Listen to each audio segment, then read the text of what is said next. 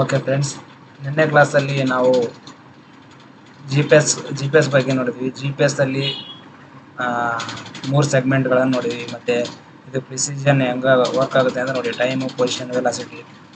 ಮತ್ತು ಇವತ್ತಿನ ಕ್ಲಾಸಲ್ಲಿ ಇದನ್ನು ಸ್ಪೇಸ್ ಸೆಗ್ಮೆಂಟು ಮತ್ತು ಆಪ್ರೇಷನಲ್ ಸೆಗ್ಮೆಂಟು, ಯೂಸರ್ ಸೆಗ್ಮೆಂಟ್ ಅಂತ ಇದು ಮೂರು ಬಗ್ಗೆ ನಾವು ನಿನ್ನೆ ಕ್ಲಾಸಲ್ಲಿ ಓದಿದ್ವಿ. ಇವತ್ತು ಏನು ಮಾಡೋಣ ಅಂದರೆ, ಇಲ್ಲಿವರೆಗೆ ಆಗಿತ್ತಲ್ವಾ, ನೆಕ್ಸ್ಟು ಇಲ್ಲಿ ರೂಲ್ಸ್ ಇದು ಹೇಗೆ ವರ್ಕ್ ಆಗುತ್ತೆ ಅಂದರೆ, ನಾನು 4 ಸ್ಯಾಟಲೈಟ್ಸ್ ಅಂತ ಹೇಳಿದ್ನಲ್ಲ, ಒಂದು ಆರ್ಬಿಟಲ್ಲಿ 4 ಇದು ಸ್ಯಾಟಲೈಟ್ಸ್ ಇರುತ್ತೆ ಅಂತ ಹೇಳಿದ್ನಲ್ಲ, ಅದೇ ಇದು. ಈಗ ಇಲ್ಲಿಂದ ಒಂದು ಸ್ಯಾಟಲೈಟು, ಮತ್ತು ಇಲ್ಲಿಂದ ಒಂದು ಸ್ಯಾಟಲೈಟು, ಇಲ್ಲಿಂದ ಒಂದು ಸ್ಯಾಟಲೈಟು, ಇದೊಂದು ಸ್ಯಾಟಲೈಟ್. 4 ಸ್ಯಾಟಲೈಟು ಒಂದೇ ಕಡೆಗೆ ಪ್ರೊಜೆಕ್ಟ್ ಮಾಡುತ್ತೆ. ಅದನ್ನು ನೀನು ಎಲ್ಲಿದೆಯಾ, ಯಾವ ಪ್ಲೇಸಲ್ಲಿ ಇದೆಯಾ, ನೀನು ಎಲ್ಲಿ ನಡ್ಕೊಂಡು ಹೋಗ್ತಿದ್ಯಾ, ಮೂವ್ ಆಗಿರೋದು ಎಲ್ಲ, ವೆಲಾಸಿಟಿ, ಮತ್ತು ನೀನು ಯಾವ ಪೊಸಿಷನ್ಲಿದೆ ಎಲ್ಲ ಅದು ಟ್ರ್ಯಾಕ್ ಮಾಡ್ತಿರುತ್ತೆ. ಟ್ರ್ಯಾಕ್ ಮಾಡಿ ಅದು ಒಂದು ಕೋಆರ್ಡಿನೇಟ್ ಪಾಯಿಂಟ್ಸ್ ಇರ್ತದೆ, XYZ. ನಿನ್ನ ಹೈಟ್ ಆಗಲಿ, ಇದು ಹೈಟು ಅಂದರೆ 3 ಟೈಪ್ ಬರುತ್ತೆ. ಅದರಲ್ಲಿ ನೀನು ಎಲ್ಲಿದೆಯಾ ಅಂತ ಎಕ್ಸಾಕ್ಟ್ ಲೊಕೇಟ್ ಮಾಡ್ತದೆ. ನೆಕ್ಸ್ಟು ಇದರಲ್ಲಿ 2 ಕ್ಲಾಕ್ ಬರುತ್ತೆ. ಯಾವ್ಯಾವು 2 ಕ್ಲಾಕ್? ಜಿ ಪಿ ಎಸ್ ಸ್ಯಾಟಲೈಟಲ್ಲಿ ಒಂದು ಕ್ಲಾಕ್ ಬೇರೆ ಇರುತ್ತೆ. ಜಿ ಪಿ ಎಸ್ ರಿಸೀವರಲ್ಲಿ ಒಂದು ಇದು ಕ್ಲಾಕ್ ಇರುತ್ತೆ. 2 ಕ್ಲಾಕ್ ಹೆಂಗೆ ವರ್ಕ್ ಆಗುತ್ತೆ ಅಂದರೆ, ಇವೆರಡು ಸಿಂಕ್ರೊನೈಸ್ ಆಗುತ್ತೆ. ಸಿಂಕ್ರೊನೈಸ್ ನಿಮಗೆ ಡೇಟಾ ಸಿಗೋದು, ಕಂಟ್ರೋಲ್ ಮಾಡೋದು. ಜಿ ಪಿ ಎಸ್ ಅಲ್ಲಿ ಒಂದು ಸ್ಯಾಟಲೈಟ್ ಇರುತ್ತೆ, ಅಟಾಮಿಕ್ ಕ್ಲಾಕ್. ಅಲ್ಲಿ ಜಿ ಪಿ ಎಸ್ ಅಲ್ಲಿ ಇರೋದು ಅಟಾಮಿಕ್ ಕ್ಲಾಕ್. ಇದು ಕಾಸ್ಟ್ಲಿ ಇರುತ್ತೆ, ಮತ್ತು ವೇರಿ ಹೈ ಪ್ರಿಸಿಷನ್. ಅಲ್ಲಿ ಜಿ ಪಿ ಎಸ್ ಅಲ್ಲಿ ಹೈ ಪ್ರಿಸಿಷನ್ ಇರೋದೇ ಯೂಸ್ ಮಾಡ್ಬೇಕಲ್ಲ, ಅದೇ ಥರ ಅಲ್ಲಿ ಅಟಾಮಿಕ್ ಕ್ಲಾಕನ್ನು ಯೂಸ್ ಮಾಡ್ತಾರೆ. ಅದೇ ಜಿ ಪಿ ಎಸ್ ರಿಸೀವರ್ ಅಂತಂದ್ರೆ ನೀವು ಯೂಸ್ ಮಾಡ್ತೀರಲ್ಲ,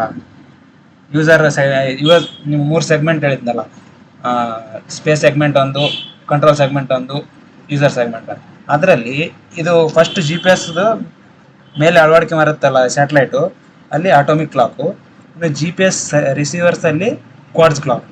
ಇದು ಆರ್ಡಿನರಿ ಇರುತ್ತೆ, ಅಷ್ಟೊಂದು ಏನಿರಲ್ಲ, ಕಾಸ್ಟ್ಲಿ ಇರಲ್ಲ, ಮತ್ತು ಲೆಸ್ ಅಕ್ಯುರೇಟ್. ಅದರಿಂದನೇ ಪಡೆಯೋದಲ್ಲ ನೀವು, ಜಿ ಪಿ ಎಸ್ ಇಂದಾನೇ ಲೊಕೇಟ್ ಮಾಡುತ್ತೆ. ಅಂದರೆ ಅಲ್ಲಿ ನೀವು ಕ್ವಾರ್ಟ್ಜ್ ಕ್ಲಾಕ್ ನೋಡಿದ್ರೆ, ಈಗ ವಾಲ್ ಕ್ಲಾಕ್ ಹಾಕಿರ್ತಾರೆ ಮನೆಯಲ್ಲಿ, ನೀವು ವಾಚ್ ಹಾಕೊಂತೀರ, ಅದೇ ಥರ ಕ್ವಾರ್ಟ್ಜ್ ಕ್ಲಾಕ್ ಅಂತ ಇರುತ್ತೆ, ಅದನ್ನು ಯೂಸ್ ಮಾಡ್ತಾರೆ. ನೋಡಿ, if both receiver and satellite clocks R perfectly synchronised, the receiver can calculate it's accurate distance. ಅಂದರೆ ಅವೆರಡು ಸಿಂಕ್ರೊನೈಸ್ ಆದರೆ ಅಕ್ಯುರೇಟ್ ಡಿಸ್ಟೆನ್ಸ್, ನೀವು ಎಲ್ಲಿದ್ದೀರಾ, ಯಾವ ಪೊಸಿಷನಲ್ಲಿದ್ದೀರಾ, ಏನು ಮಾಡ್ತೀರಾ ಅಂತಲ್ಲ, ಜಸ್ಟ್ ನೀವು ಎಲ್ಲಿದ್ದೀರಾ ಅಂತ ತೋರಿಸುತ್ತೆ ಅಷ್ಟೇ. ನೆಕ್ಸ್ಟು ಇದು ಹೇಳಿದ್ನಲ್ಲ, G P S receivers are, ಇದು ಕ್ವಶನ್ ಆಗಿದೆ ಫ್ರೆಂಡ್ಸ್. ಇದು ಮೋಸ್ಟ್ಲಿ SSCಲಿ ಕ್ವಶನ್ ಆಗಿರ್ಬೇಕು ಇದು. G P S receivers are usually equipped with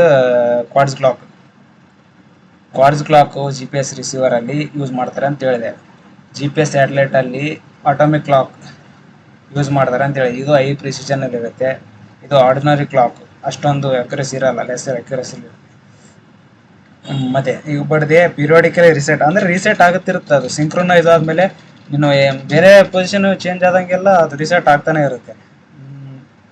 periodically reset their clock with G P S satellite clocks. ಅಂದರೆ ಕ್ಲಾಕ್ಸ್ ಥರ ಅದನ್ನು ಲೊಕೇಟ್ ಆಗ್ತಾನೆ ಇರುತ್ತೆ ಬೇರೆ ಬೇರೆ ಕಡೆ. And if both G P S receiver and G P S satellite clocks are synchronized, then only G P S receiver calculates. ಅಂದರೆ ಎರಡು ಸಿಂಕ್ರೊನೈಸ್ ಆದಮೇಲೆ ನೀವು ಮೂವ್ ಆಗೋದಲ್ಲ, ನೀವು ಮೂವ್ ಆಗೋದ್ರಿಂದ G P S receiver calculate ಮಾಡುತ್ತೆ. ನೀನು ಆ ಕಡೆ ಹೋದರೆ, ಸ್ವಲ್ಪ ಮೂವ್ ಆದರೆ ಅದು ತೋರಿಸುತ್ತೆ. ನೀವು ಕ್ಯಾಲ್ಕುಲೇಟ್ ಅಂದರೆ ಇಲ್ಲಿಂದ ಕ್ಯಾಲ್ಕುಲೇಟ್ ಆಗಿ ಮೇಲೆ ಅಕ್ಯುರೇಟ್ ಆಗಿ ಒಂದು ಡೇಟಾ ಹೋಗುತ್ತೆ ಅದು ಜಿ ಪಿ ಎಸ್ ಅಲ್ಲಿ, ಅದು ಟ್ರ್ಯಾಕ್ ಮಾಡ್ತಿರುತ್ತೆ. ಎಷ್ಟು ಬಂದುಬಿಟ್ಟು ಮತ್ತು ನೆಕ್ಸ್ಟು ಮತ್ತು ಬೇಸಿಕ್ ಕಂಪೋನೆಂಟ್ಸ್ ಅಂದರೆ ಏನು, ನಿಮ್ಮ ಮನೆ ಮೇಲೆ ಆ್ಯಂಟೆನಾ ಅದೆಲ್ಲ ಯೂಸ್ ಮಾಡ್ತಿರಲ್ಲ, ರೇಡಿಯೋ ಫ್ರೀಕ್ವೆನ್ಸಿ ಸೆಕ್ಷನ್. ಅಂದರೆ ಒಂದೇ, ಈಗ ಮನೆಯಲ್ಲಿ ನೀವು ಮೂವಿ ನೋಡ್ಬೇಕಾದ್ರೆ ಎಲ್ಲ ಟಿ ವಿಗೆಲ್ಲ ಅಪ್ಲೋಡ್ ಮಾಡೋದಿಲ್ಲ ಆ್ಯಂಟೆನಾ, ಅದನ್ನು ಮೇಲೆ ಮನೇಲಿ ಕೂಡಿಸ್ಮೇಲೆ ಆ ಜಿ ಪಿ ಎಸ್ ಇಂದ ಲೊಕೇಟ್ ಆಗಿ ಅದನ್ನು ನಿಮಗೆ ತಲುಪಿಸುತ್ತೆ ಈ ಫ್ರೀಕ್ವೆನ್ಸಿನ, ಈ ಥರ. ಅದರಲ್ಲಿ ಮತ್ತು ಮೈಕ್ರೋ ಪ್ರೊಸೆಸರ್ ಇರಲಿ, control, display units, recording device, ಯಾವುದೇ ಆಗಲಿ ನೀವು ಯೂಸ್ ಮಾಡಿದ್ರಲ್ಲ ಎಲ್ಲದರಲ್ಲೂ ಲೊಕೇಟ್ ಆಗುತ್ತೆ ಅದು. When the next when the position of a stationary ಆಗಲಿ ಮತ್ತು ಮೂವಿಂಗ್ ಆಗಲಿ, ನೀನು ನಿಂತ್ಕೊಂಡ್ರು ತೋರಿಸುತ್ತೆ, ಮತ್ತು ಪೊಸಿಷನ್ ಎಲ್ಲಿದೆ ಅಂದ್ರೆ ಮೂವಿಂಗ್ ಇದ್ರೂ ತೋರಿಸುತ್ತೆ.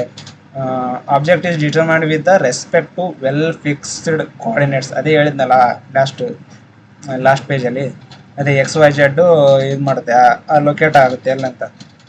ಹೈಟು, ವಿಡ್ತು, ಮತ್ತು 3D ಇಮೇಜ್ ಥರ, 3D ಇಮೇಜ್ ಥರ ನಿಮಗೆ ಶೋ ಆಗುತ್ತೆ ಅದು. ಈಗ ನೀವು ಲೊಕೇಶನಲ್ಲಿ ನೋಡಿದ್ಮೇಲೆ ನೋಡ್ತಿರಲ್ಲಪ್ಪ, ಮನೆಗಳನ್ನು ಇದೆ 3D ವ್ಯೂವಲ್ಲಿ ಇದೇ ನಮ್ಮ ಮನೆ ಆ ಥರ ತೋರಿಸ್ತಿರ್ತಾರೆ, ಆ ಥರ ಈಗಿರುತ್ತೆ. Using single GPS receiver by making observation to 4 or more satellite. ನಾನು ಹೇಳಿದ್ನಲ್ಲ ಅವಾಗೆ, ಒಂದು ಆರ್ಬಿಟಲ್ಲಿ 4 ಸ್ಯಾಟಲೈಟ್ ಇರುತ್ತೆ.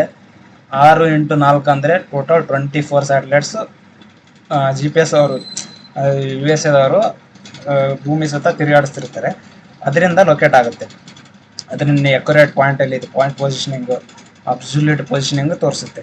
ಮಿನಿಮಮ್ 4 ಸ್ಯಾಟಲೈಟ್ಸ್ ಇರಲೇಬೇಕು. ಮಿನಿಮಮ್ 4 ಸ್ಯಾಟಲೈಟ್ ಅಂದರೆ ಒಂದೇ ಸ್ಯಾಟಲೈಟ್ ಇದ್ರೆ ನಡೆಯೋದು. ಒಂದೇ ಸ್ಯಾಟಲೈಟ್ ಇದ್ದರೆ ನೀವು ಯೂಸ್ ಮಾಡ್ಬೋದು, ಯಾಕಂದರೆ ಅದು ಜಾಸ್ತಿ ಕವರ್ ಆಗಲ್ಲ. ಈಗ ಕವರ್ ಆಗಲ್ಲ, ಅದಕ್ಕೆ 4 ಯೂಸ್ ಮಾಡ್ತಾರೆ. ನೀವು 3D ಪೊಸಿಷನ್ ಬೇಕಂದ್ರೆ 4 ಯೂಸ್ ಮಾಡಲೇಬೇಕು. ಒಂದಂತಂದರೆ ನಿಮಗೆ 1ರಿಂದ ಆಗಲ್ಲ, ಜಸ್ಟ್ ಒಂದು ಸ್ಮಾಲ್ ಲೊಕೇಶನ್ ತೋರಿಸ್ಬೋದು ಅಷ್ಟೇ. ಇಷ್ಟ ಆಯಿತು ಫ್ರೆಂಡ್ಸ್. ನೆಕ್ಸ್ಟು ಇವು ಬೇರೆ ಬೇರೆ ಕಂಟ್ರಿದವರು ಏನೇನು ಯೂಸ್ ಮಾಡ್ತಾರೆ ಅಂತ ಹೇಳ್ತೇನೆ. ಇಲ್ಲಿ ಇಂಡಿಯಾದವರು ನಾವಿಕ್ ಅಂತ ಇದೆ. ನಾವಿಕ್ ಅಂದರೆ ಫುಲ್ ಫಾರ್ಮ್ ಕೇಳಬಹುದು, ನೋಡ್ಕೊಳ್ಳಿ ಚೆನ್ನಾಗಿ. Navigation with Indian constellation regional system operated by ಇಸ್ರೋದವರು ಇದನ್ನು ಆಪ್ರೇಟ್ ಮಾಡ್ತಾರೆ. ಇದು ಫುಲ್ ಫಾರ್ಮ್ ನೋಡ್ಕೊಳ್ಳಿ friends. Navigation with Indian constellation regional system, ಗೊತ್ತಾಯ್ತಾ? ಇದು GPS ಹೇಳಿದ್ನಲ್ಲ, GPS ಥರ ವರ್ಲ್ಡ್ ವೈಡ್ನ ಕವರೇಜ್ ಮಾಡಲ್ಲ. ಇದು ನೋಡು, GPS ವರ್ಲ್ಡ್ ವೈಡ್ ಕವರೇಜ್ ಮಾಡುತ್ತೆ. ಆದರೆ ಇದು ಇಸ್ರೋದವರು ಇದು ಮಾಡಿದಾರಲ್ಲ, ನ್ಯಾವಿಕ್ ಅಂತ ಮಾಡಿದಾರಲ್ಲ, ಅದು ಓನ್ಲಿ ಇಂಡಿಯಾದಲ್ಲಿ. ಇಂಡಿಯಾ ಮತ್ತು ಈಗ ನೇಬರ್ ಕಂಟ್ರೀಸ್ ಲೈಕ್ ಕಡೆ ಬಾಂಗ್ಲಾದೇಶ, ಪಾಕಿಸ್ತಾನ, ನೇಪಾಳ, ಅಂದರೆ ಸುತ್ತಮುತ್ತ 1500 ಕಿಲೋಮೀಟರ್ಸ್ ರೇಂಜಲ್ಲಿ ಅಷ್ಟೇ ಇದು ಮಾಡುತ್ತೆ. ಇದು ವರ್ಲ್ಡ್ ವೈಡ್ ಏನಿಲ್ಲ ಅದು NavIC.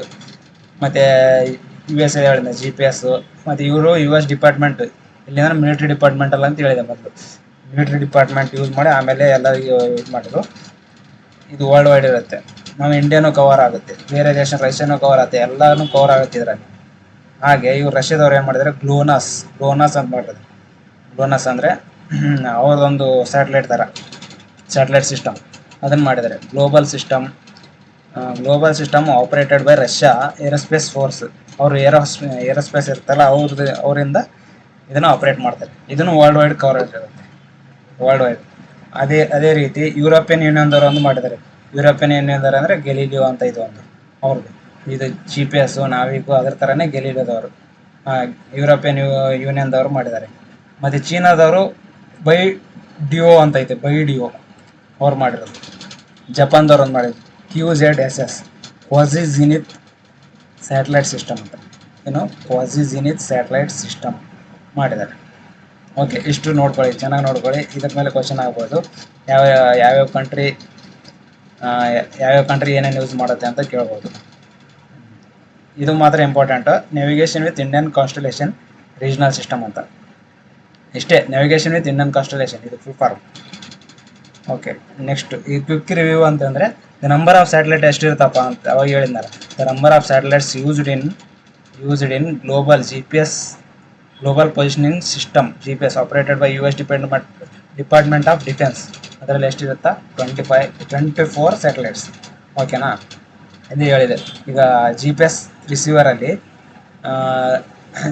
Usually equipped with quartz clock ಅಂತ ಹೇಳಿದೆ. ಇದು ಕ್ವಶನ್ ಆಗಿದೆ ಅಂತ ಹೇಳಿದ್ನಲ್ಲ, SSC ಆಗಿದೆ ಮೋಸ್ಟ್ಲಿ, ಯಾವುದೋ ಒಂದು ಕ್ವಶನ್ ಪೇಪರಲ್ಲಿ ನೋಡಿದೆ ನಾನು. ಕ್ವಾಡ್ಸ್ ಕ್ಲಾಕ್ ಆಗಿದೆ. The GPS satellite orbit earth at an approximate latitude of 20,000 to approximate ಅಂದರೆ 20,000 to 20,200 ಕಿಲೋಮೀಟರ್ಸ್ವರೆಗೂ ರೇಡಿಯಸ್ ಇರುತ್ತೆ. ಲಾಸ್ಟ್ ಕ್ಲಾಸಲ್ಲಿ ಹೇಳಿದೆ ನಿಮಗೆ, ನೋಡ್ಕೊಳ್ಳೋಗಿ. Which type of celestial body is the sun. Sun ಯಾವ್ದು, ಏನಪ್ಪ ಸನ್ನಿಗೆ ಏನಂತ ಹೇಳ್ತಾರೆ? ಸೆಲೆಸ್ಟಿಯಲ್ ಬಾಡಿ ಅಂದರೆ ಸ್ಟಾರು, ಅದೊಂದು ಸ್ಟಾರ್ ಅಂತ. ಇದರಲ್ಲಿ ಅಪ್ಲಿಕೇಶನ್ಸ್ ಬಂದುಬಿಟ್ಟು ಏನೇನು ಬರುತ್ತೆ ಅಂದರೆ, ನ್ಯಾವಿಗೇಷನ್ನು ಆ್ಯಂಡ್ ನ್ಯಾವಿಗೇಷನಲ್ಲಿ ಟ್ರಾನ್ಸ್ಪೋರ್ಟೇಷನ್ ಏರ್ಕ್ರಾಫ್ಟ್ಸಲ್ಲಿ ಯೂಸ್ ಮಾಡ್ತಾರೆ. ಏರ್ಕ್ರಾಫ್ಟ್ಸ್ ಈಗ ಮೂವ್ಮೆಂಟ್ ಆಗೋದು, ಈಗ ಜಿ ಪಿ ಎಸ್ ಇಂದ ಟ್ರ್ಯಾಕ್ ಮಾಡ್ತಿರುತ್ತೆ ಯಾವ ದಿಕ್ಕಲ್ಲಿ ಹೋಗುತ್ತೆ, ಏನೇನು ಮಾಡುತ್ತೆ. ಅವರು ಜಿ ಪಿ ಎಸ್ ಇರಲಾರ್ದೆ ಹೋಗೋಕ್ಕೆ ಆಗಲ್ಲ.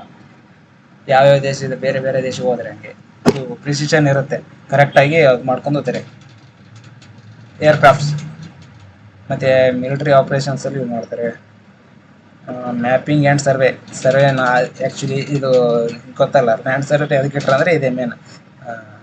ಮ್ಯಾಪಿಂಗ್ ಮಾಡ್ತಾರೆ, ಸರ್ವೇಯಿಂಗ್ ಮಾಡ್ತಾರೆ.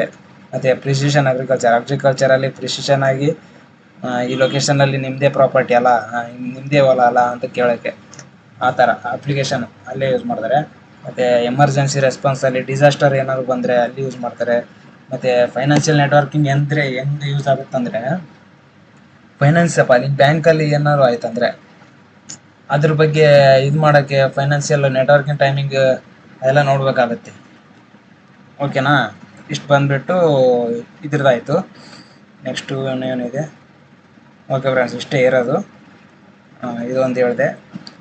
You S A G P S, Russia GLONASS, European union Galileo, China ವೈಡಿಯೋ, ಜಪಾನ್ QZSS, ಇಂಡಿಯಾ ನಾವಿಕ್. ಗೊತ್ತಲ್ಲ, ಇವು ಗ್ಲೋಬಲಲ್ಲಿ ಇದೆ 4.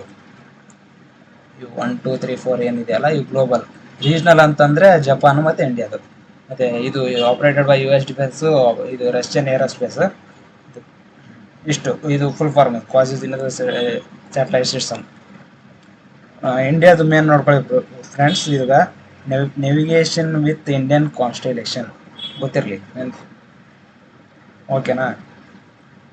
ಒಂದು ನಿಮಿಷಗಳು ಆಯ್ತು, ಇಷ್ಟೇ. ಇದು ISRO spotlight India's NavIC system navigation with Indian constellation.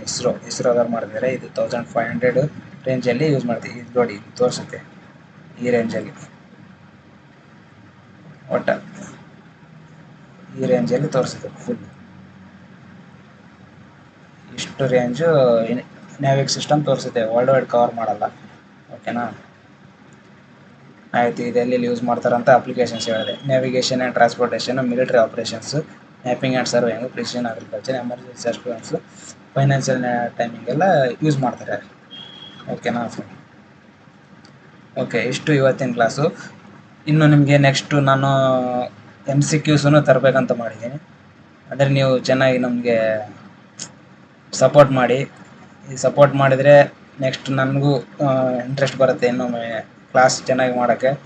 ಅದಕ್ಕಾಗಿ ನೀವು ಜಾಸ್ತಿ ಸಬ್ಸ್ಕ್ರಿಪ್ಷನ್ ಮಾಡ್ಕೊಳ್ಳಿ, ಲೈಕ್ ಮಾಡಿ, ಕಮೆಂಟ್ ಮಾಡಿ. ಏನಾದರೂ ಬೇಕಾದರೆ ಕಮೆಂಟ್ ಮಾಡಿ, ಯಾವ ಥರ ಬೇಕು, ಇನ್ನೂ ಎಕ್ಸ್ಪ್ಲೇನ್ ಬೇಕಾ, ಅದು ನಿಮ್ಗೆ ಏನು ಅನಿಸುತ್ತೆ ಅದನ್ನು ಕಮೆಂಟ್ ಮಾಡಿ, ಮತ್ತು ಹೆಚ್ಚೆಚ್ಚು ಶೇರ್ ಮಾಡಿ. ಓಕೆ ಫ್ರೆಂಡ್ಸ್, ಇವತ್ತಿನ ಕ್ಲಾಸು GPS 2ನೇ ಭಾಗ ಆಯಿತು. ನೆಕ್ಸ್ಟ್ ಏನು ಮಾಡೋಣ ಅಂತಂದರೆ ರಿಮೋಟ್ ಸೆನ್ಸಿಂಗ್ ಬಗ್ಗೆ ನಾಳೆ ಕ್ಲಾಸಲ್ಲಿ ಹೇಳ್ತೀನಿ ಮತ್ತೆ. Okay friends, thank you, bye.